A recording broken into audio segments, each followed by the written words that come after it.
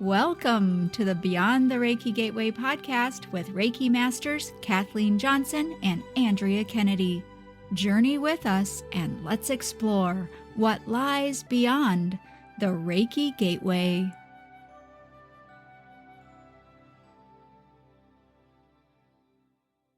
Before we begin this unique episode, we have a couple of announcements. Did you know we have a newsletter just for the podcast? Sign up on our website, beyondthereikigateway.com, to get sneak peeks for shows and events. You can also email us right through the website because we always love to get your questions as well as hear your feedback about your favorite guests and topics. And when you're on the website, head over to the upcoming events page to get your tickets for William Stillman's upcoming Psychic Gallery that's live and online, hosted by us. Kathleen, I'm really excited to host it with you, and this is our second time in doing it. Oh, me too, Andrea. The first one was amazing, and we never know what wisdom from the other side William will share, or with whom from the audience. Definitely unpredictable and fascinating. Today's episode is also a bit unique. We wanted to explore the concept of Reiki Courage, because we can both identify how Reiki instilled an unexpected courage within each one of us. But we knew we couldn't be the only ones. So we invited a variety of Reiki Masters to share their own experiences too. You can find out more about all our guests in the show notes, and I'm sure they'd love to connect with you too. Here's how we framed the question. We've come to know that courage is an unexpected gift of Reiki practice. If you would agree with this, we'd love to know how Reiki Courage has manifested in your life. Caig from the Arkansas Reiki Institute shares first about what she's come to understand as Reiki Courage. I really spent some time thinking about it, and I discovered that my definition of courage has changed. I taught college English for 30 years, and I had a reputation. My students thought I was a real badass. It's like, oh, Miss Caig, she's really, I've done things like I've bungee jumped. Everyone thinks I'm fearless, but I was thinking about it, and I'm not fearless. In fact, most of the things that people think like, oh, she's so brave, it's sheer stupidity. The first time I went to Mexico, we were snorkeling in this protected lagoon, and one of my friends said, come here, I got to show you something. So I went down with my friend, and he pointed to a very small circular cave. And I thought, oh, and so I went in and I popped up because it was pretty tight. And it was just this tiny little cave. It really was just an air pocket in the rocks. And it was under where my husband and all the other people were standing. And I could hear them. Where's Karen? I don't know. Have you seen her? Well, she was in the water. I don't know. But I could hear them. So I'm screaming inside the rocks. I'm in the rocks. I'm in the rocks. But they don't hear me. The next thing I know, my friend grabs my foot and pulls me out, and I'm just, and I got a big gulp of air, but I barely made it back to the surface with that bit of air I had. So people said, oh, you're so brave to go exploring that cave. It's like, no, that was just stupid. I didn't know what was in that cave, and the bungee jumping, it took some courage, I guess, but that's not courage. So what Reiki has taught me is that courage is really stopping and listening to that still small voice in your mind, or sometimes I feel it like in my gut, and following that. To me, that's what real courage is. It's going against everything that your friends think is the right thing to do, that your family thinks is the right thing to do. And I think the best example I can give is actually starting my Reiki business, because I was teaching. I took care of my mom. She had cancer. I raised my son by myself. I mean, there are all these little things that you could look back and say, oh, that's so courageous. But you know what? It wasn't. Everything I've ever done that people thought, oh, takes some courage. It was fear driven. I'm sure you've had experiences in your life where you just go like, and you just like push through because there's no other choice. Yep. That's not really courage, is it? Or I did things because I felt pressured to do it, Right. Mm-hmm. So I understand. Yeah. And so the only thing really that I can think of that showed true courage in my life was quit. I just quit. So my son graduated from high school. He was going to college, and I was still supporting him somewhat, but he was gone.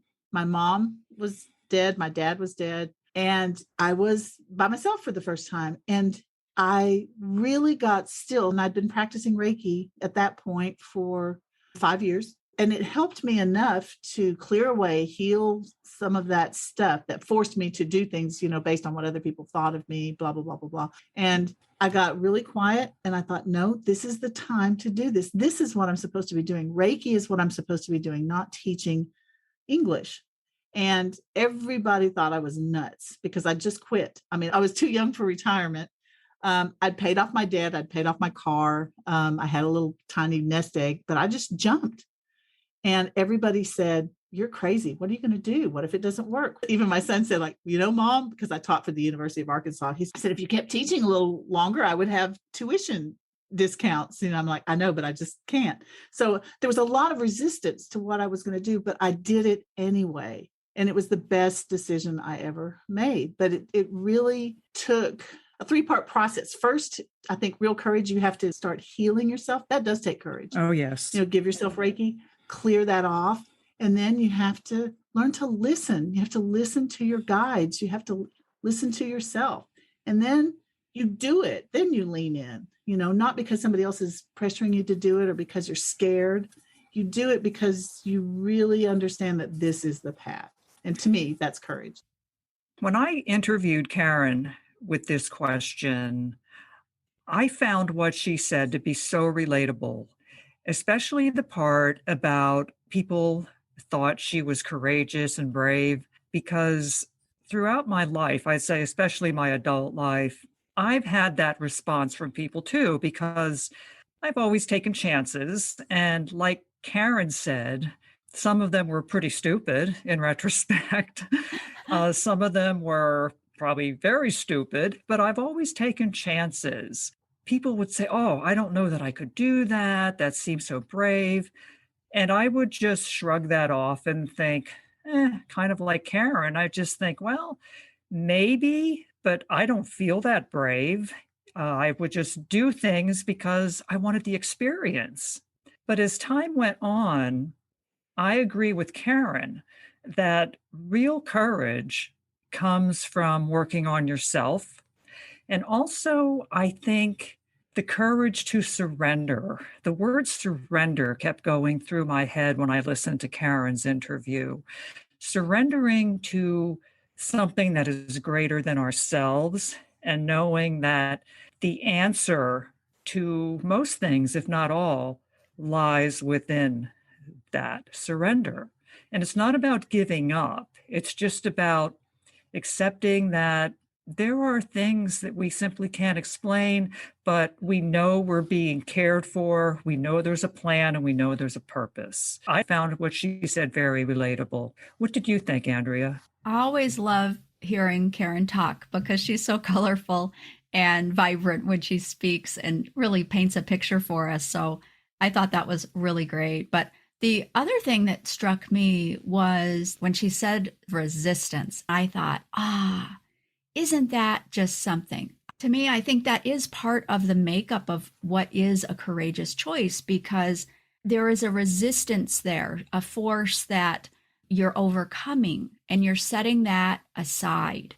It might be uncomfortable to a certain extent to make that choice, but the courage takes you over the threshold and you do it anyway. I thought her example and the way she illustrated that was really great. And the fact that she's just so honest, that those other choices, they were just stupid, she says. I think we can all kind of look back at our life and go like, yeah, been there, done that, right? Mm-hmm. Indeed. I certainly could. I absolutely could. I really enjoyed listening to Karen explain how Reiki Courage manifests in her life. Yeah, me too. And then, you also got to talk with Pam Allen-LeBlanc. And I'm excited to see what Pam had to say about the same question. So let's take a listen. That's kind of a funny question for me, because people who see me might think that I'm very courageous with some of the crazy stunts that I do with horses and bikes and in my life and with animals, that there's not much that bothers me. But as a matter of fact, where Reiki really had to help me get my courage up was in a very different part of my life. I was terrified of using technology, and I wound up in England just as borders were closing and flights were being canceled, I was in Heathrow Airport and I realized, holy smokes, people really need help right now. So I really had to shore up my courage in order to sit down and put together my first Facebook Live. And I didn't know if people could hear me, but it was really well received. And I also received a nudge because I could see that I was an oasis of calm in the midst of chaos at that time and that people were really frightened.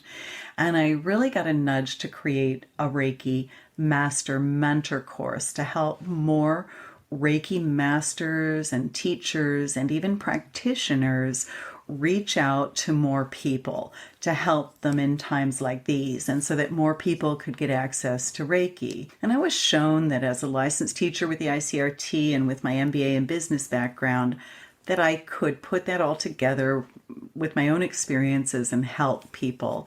And somehow, on the first day of class, I was guided to announce that I was putting it all together in a book.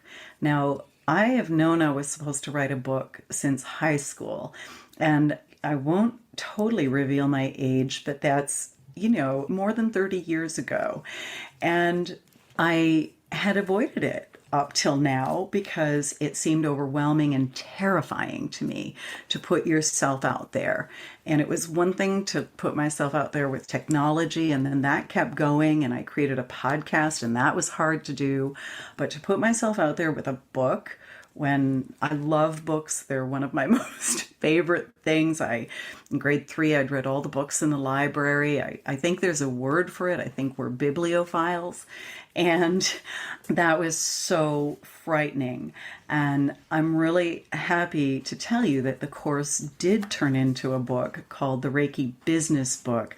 And I recently published it. It's available on Amazon chapters. It's available in bookstores and libraries, and can be called in. But it's available on this huge platform all around the world, and primarily in the United States, Canada, Australia, and the UK.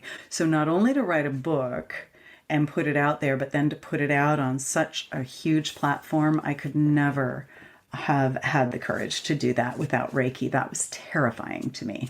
That is a big, big step. And not only conquering your fear of technology, but then, as you said, really putting yourself out there.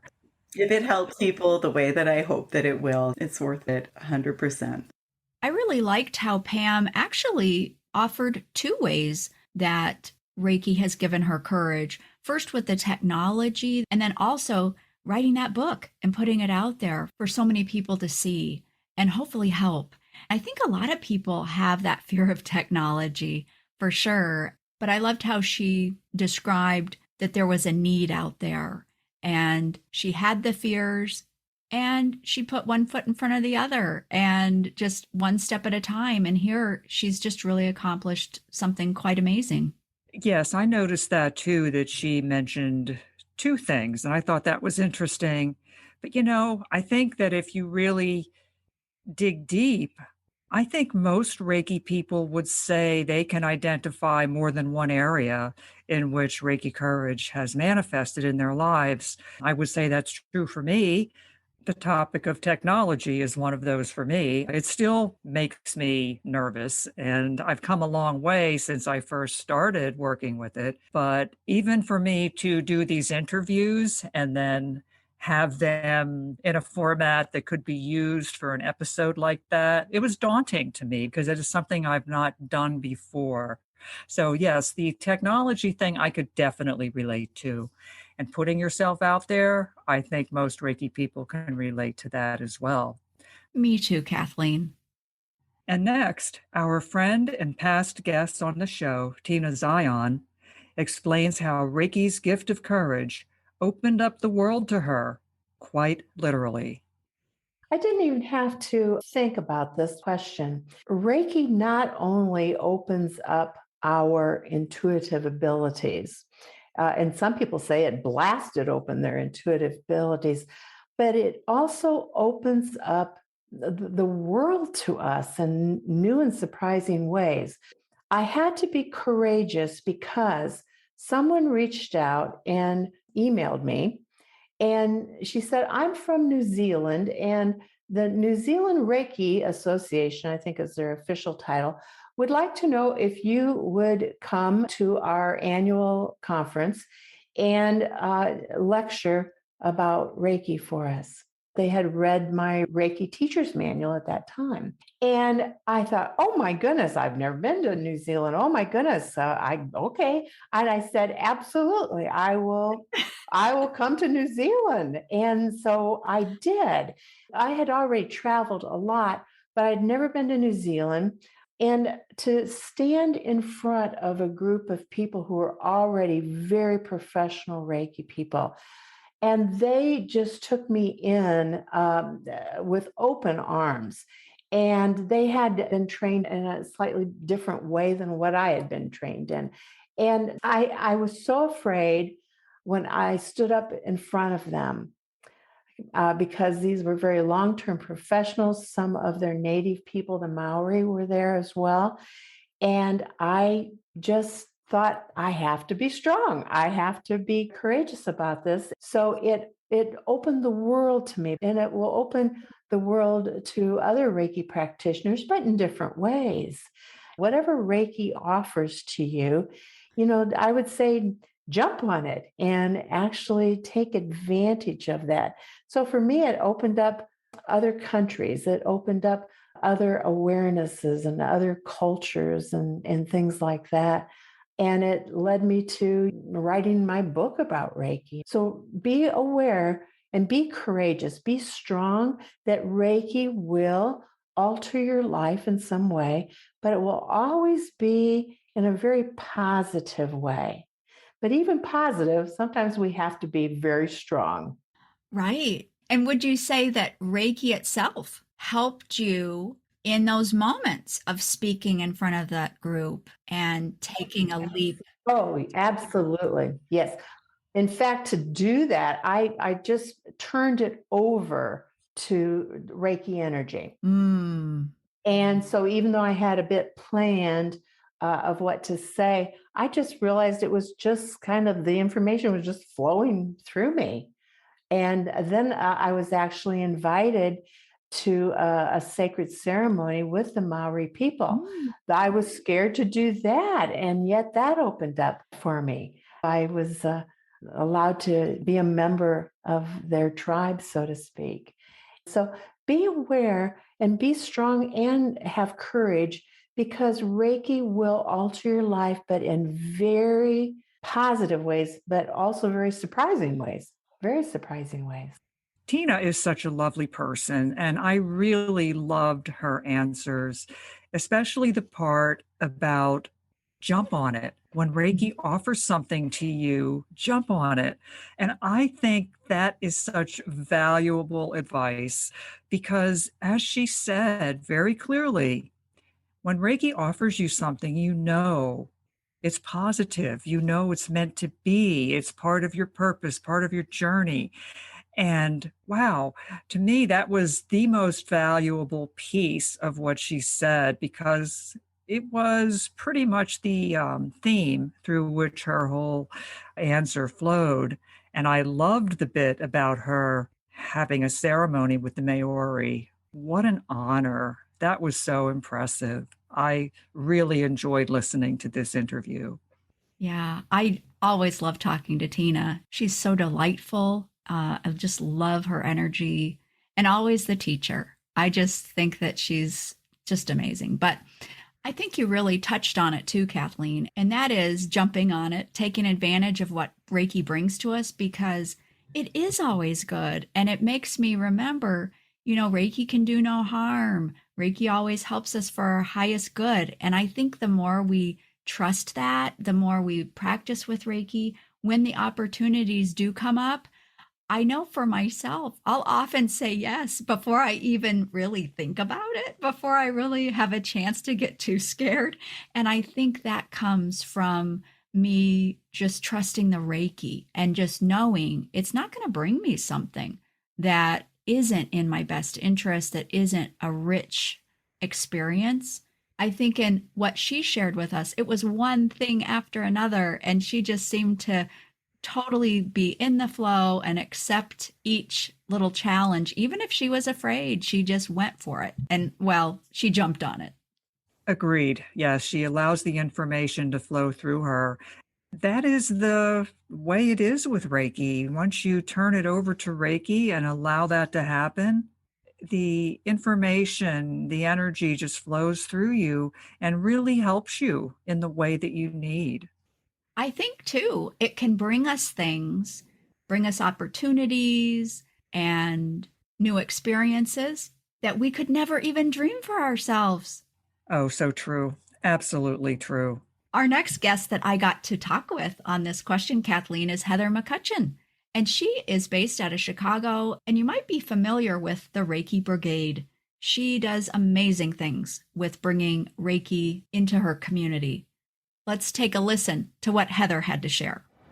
I feel like in a lot of ways, one overarching comment is the understanding experientially that the universe has my back, that there is a grand plan, that there is loving intelligence and benevolence that is supporting us at all times. Through all the major religions, it's something that's talked about, but I personally am skeptical. Until I personally had experiences of that, I just wasn't really buying it. Like maybe that's just a hopeful thing to say and it's not really true. I have absolutely had experiences where the universe, through validation or synchronicities, has bolstered me when I've been doubting myself. It's just really helpful for me to know that. And more specifically, I've been a pretty shy person throughout the course of my life. I know public speaking is something that is one of the number one fears. I had a job right after I was out of college. I worked for the recycling department of Village of Downers Grove. And I had to give a small talk to 8 or 10 people, most of whom I knew, about recycling. I fainted and my head hit the table because I was so nervous and terrified of public speaking. I mean, you and I have had conversations before, broadcasting our ideas, teaching classes. I go into the police department and talk to large groups of skeptical people about Reiki. I have yet to pass out talking about Reiki. It certainly has bolstered my courage in that way. I am so passionate about this topic, and I don't have any reservations about speaking to large groups of people about Reiki and the benefits of Reiki. So specifically, it has helped me in that way. Do you find that you can talk to groups of people on other subjects too? I think I am less fearful. I feel like just in general, I used to feel like a misfit. I didn't think I fit into, the man-made society. And corporate culture, politics didn't ever work for me. I'm a pretty sensitive person and I'm very truthful in ways that come off as awkward sometimes. And I just never, I always felt like I didn't really fit. And it turns out my skill set is perfect for this line of work to be a sensitive person who is very concerned with integrity. And just in the ways that my personal characteristics inhibited me before in being successful career-wise, they benefit me now in this line of work. So I do feel more just in general, like I found my place in the world and I feel more comfortable overall because of that. And so my voice has gotten stronger overall, but in particular, when I'm talking about Reiki, I get very excited and I'm very eager to share, and it doesn't matter who's listening. I could definitely hear the passion in Heather's voice during this interview, which I love. I love hearing that, especially when people talk about Reiki and things about which they are passionate. One of the things she said that I really can relate to is her take on skepticism, because honestly, I am a skeptic, and I was a skeptic, and I still am to some degree. Honestly, I feel that being a skeptic is a good thing. I mean, of course, within bounds, but a bit of skepticism can be healthy, because if we don't have that, it's very easy to be gullible. And we don't want to be gullible. So I liked what she said about skepticism. It implies that you have an open mind, but you like to get information before making a determination as to how something fits into your own life. And that's how it was with me and Reiki. At first, I was like, I don't know. But it didn't take long, actually, my first class, where I knew that I was really onto something. So, yes, her comments on skepticism really resonated with me. Me too, Kathleen. And I think that skepticism is really an integral part of talking about Reiki and meeting people in the community who are skeptical too, because it gives us a perspective of understanding where they're coming from, being a skeptic as well. So I think that can create common ground when we talk about Reiki. And it also lends credibility, I think, because we're just not gullible, like you said. And I think that's very important. We need to be balanced. So I think a healthy skepticism creates that balance, so you're kind of betwixt and between, and you can make the decisions that are best for you. And I think that's what it comes down to. Hello, it's Andrea. And in addition to being your host here at the podcast, I'm the founder of Mainstream Reiki, where bringing Reiki further into the mainstream is my mission. I offer quality Reiki classes of all levels to students attending live from around the world. And I've built a membership community as well to help Reiki people connect with each other through discussions, events, and Reiki practice. So if you're considering learning Reiki, or you already have, I invite you to visit mainstreamreiki.com to discover your next step in your Reiki journey. Thank you. And now, back to the show. Our next guest is Jody Helm.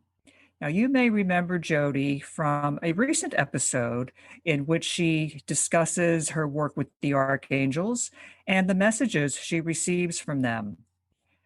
Jody is also a Reiki master, so we asked her the question that we asked everyone else today, and here's what she had to say. It's real hard to come out and tell people that you talk to the angels and, oh, by the way, they talk back to me, It's not a mainstream thing yet, although it's headed more in that direction.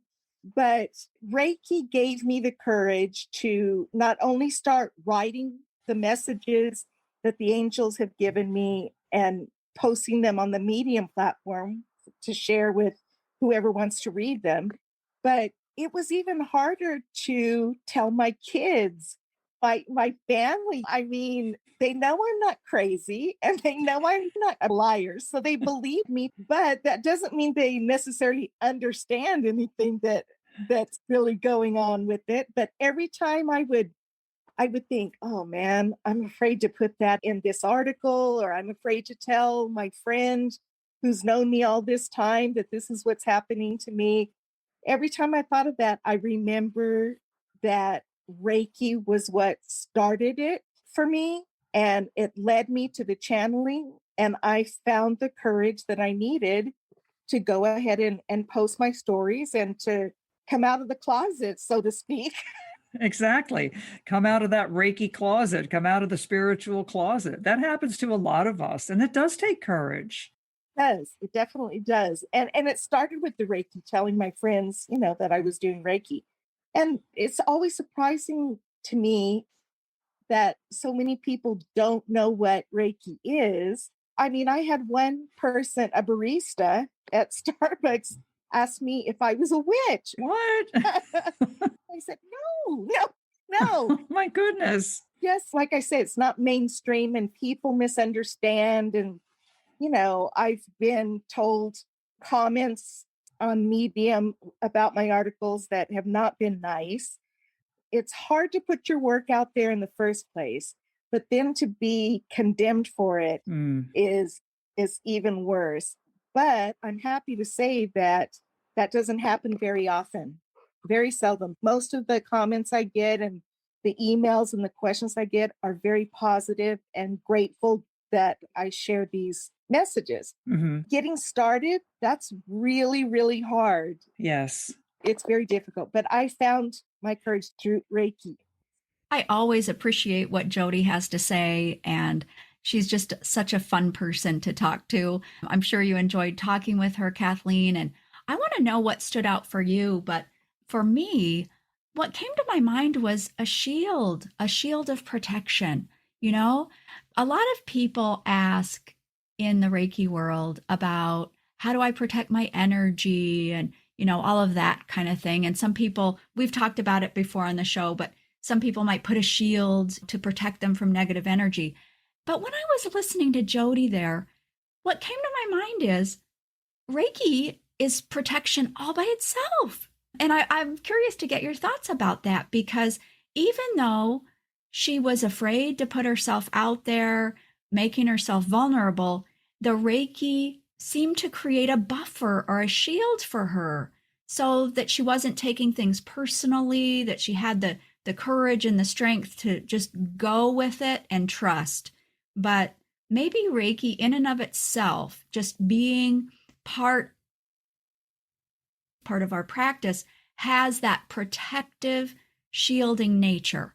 So maybe Reiki, just having Reiki in our lives, being practitioners, automatically creates that sort of protection and shielding to help us put ourselves out there. Interesting observation, Andrea. And I do agree with you on that. I think being in a Reiki session, channeling the energy, offers its own protection.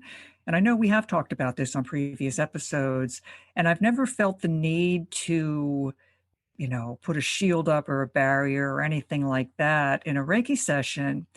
And what occurred to me as you were talking is I think some of the protection techniques we utilize are done more for us, for our human side. It makes us feel better that we're actually doing something. We need that external protection, I think, as humans and living in 3D reality. It just makes us feel better. But I have to wonder, especially with what you said and after listening to Jody's interview again, is it really necessary? And my guidance is telling me, no, it's not. But if it makes you feel good, go for it. Yeah, I agree. I do think it is definitely more for us. So, Kathleen, I want to ask you the question. How has Reiki brought courage into your life? I'd love to hear your response to the question. Well, Andrea, I thought I had my answer to that question when we first started. But after listening to all these amazing answers, I realized that Reiki, for me, has made me more courageous overall, because I can truly relate to everything these ladies had to say. From coming out of the spiritual closet, oh boy, is that the truth? The fear of public speaking that I used to have and is pretty much dead in the water these days, I'm happy to say. Allowing myself to put myself out there in so many ways, like with the podcast that we're doing, for example. Prior to this, I did radio. Then when I started doing in-person presentations years ago about Reiki, that was so terrifying for me.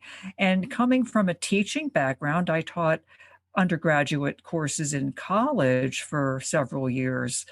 But that's different than standing up in front of somebody and talking about Reiki. And it meshes with coming out of the spiritual closet, because you're talking about things that aren't really mainstream, and you don't know if you're going to be ridiculed or, run out of town. You just don't know. But I can relate so well to everything these practitioners and teachers had to say. So my answer is that Reiki has made me courageous in a number of ways. And I think in terms of my life, probably overall, I am more courageous because of Reiki than I was before Reiki. Well, I have to say, Kathleen, you totally stole my answer, because I was going to say the same thing, Were you really? I really was. And yeah, because before we sat down to go over our interviews and to discuss them, I have to say I had, one or two examples, but even then I found it hard to kind of narrow it down. And as I was listening to their answers with you today, other instances, other examples from my own Reiki journey kept popping up. And how do you really narrow it down? And I'll bet you all of our guests had many different answers they could have given to. Right. I just have to believe that. But I guess for myself, I'm going to say this one because maybe it's the most visible out there. And so for my answer to the question, I'm going to say it's the YouTube channel. When Jody was talking about putting herself out there, and I think she even used the word vulnerable, I could so relate to that because even the YouTube channel wasn't my idea. My husband brought it up and I thought it was crazy. But I got to tell you, Reiki worked with me and kept showing me possibilities for helping people through the platform. And I couldn't set it aside. And it's amazing to me to look back at that and realize that I didn't know what I was doing. So that brings the technology key into it, like Pam was mentioning. And I just started, and that was it. And it was one little thing that led to the next little thing. And I learned as I went. And was it courageous? Not really, but one little thing after the other. I think to take the leap is courageous, and to just keep going can also be courageous. But I think that everybody in all of their examples would agree that Reiki helps us put ourselves out there. For me, I bring up that shield idea. That has been so true for me, to put myself out there for thousands of people to see like that, to comment on the videos. That, to me, just saying it to you, it scares me, but I don't know. It's just, I'm doing it and I just have to go along. Mm-hmm. And that's the Reiki, because Reiki, I feel Reiki wants to be here. Reiki wants to help us. And if I can help Reiki help people and animals, I have to do it. I can't say no to that. Exactly. Like Tina said, when Reiki offers something to you, jump on it. And yeah, I learned that lesson, several years ago. It took me a while to get there, of course, but I learned it. And as you were speaking, I was thinking, yes. And I guess if I had to encapsulate how Reiki Courage manifests in my life today, I would say that it allows me to speak my truth, my personal truth, allows me to be me. I guess that goes back to coming out of the spiritual closet, because for a long time I was afraid to kind of talk about what I do. Now, not so much. My attitude is I'm not here to convince anyone of anything, but what I do, I put out there. And if it lands with a certain person and they can benefit from something, that is wonderful. And if it doesn't, that's okay too. It's about surrendering and about being vulnerable and about everything that these wonderful interviewees had to say. So I have a hard time narrowing things down, but I think just to use a few words, I would say it allows me to speak my truth. Mm-hmm. Authenticity, don't you think? Exactly. It helps us be authentic. Yeah. Yes, absolutely. And I think that when we're in that energy of expressing from an authentic place, it doesn't matter if people believe in what we say. It really doesn't. And that is even more freeing, because it just helps it be more fun, more enjoyable. And our happiness, our connection with the Reiki doesn't depend on anyone else's approval or anything else. You're so right. That's a really good point. I don't care what people think when I talk about Reiki. My feelings aren't hurt if they reject it. They're really not. I'm fine with it, because I've come to that point where I know not everyone is going to get it. And it's not personal. It's just where that person is in their journey. It's about them. It's not about me. At least I hope not. But I'm sure it is not. And that's how I approach that. And that really does feel very liberating. You're absolutely right. And you know what else? when I mentioned that buffer or the shield, and then what you're talking about too, just then, wouldn't you say that Reiki has created that space between you and any acceptance? And what I mean by that is, I'm very sensitive, and I know that you are too, and many of our listeners are. But I have to say, I credit Reiki with allowing me to be vulnerable, but not take it personally, which is really amazing when you think about our sensitivities to things, but not in this area, not having to do with Reiki at all. And I've always looked at it like that. If I was rejected having to do anything at all with Reiki, if there was skepticism or, any number of comments out there or anything like that, for some really fascinating reason, I didn't take it to heart. It didn't injure me. I was always able to take that as, oh, well, it's a rejection of Reiki, not me. That is really remarkable, I think. It is. It's very remarkable because, as you said, you're sensitive. I'm sensitive as well. And I was just thinking about that this morning, how I seem to be getting more and more sensitive with every passing day, and I don't know why. However, exactly what you said, I don't get my feelings hurt or take it personally if someone rejects what I do, or even if they gently mock it. I'm fine with that.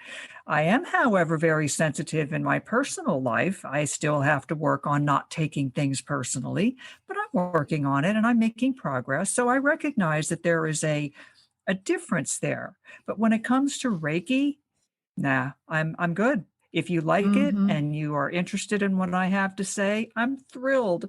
And if you don't, I'm okay with that. No hard feelings, no offense taken, because it's all about where each of us are on our particular journeys.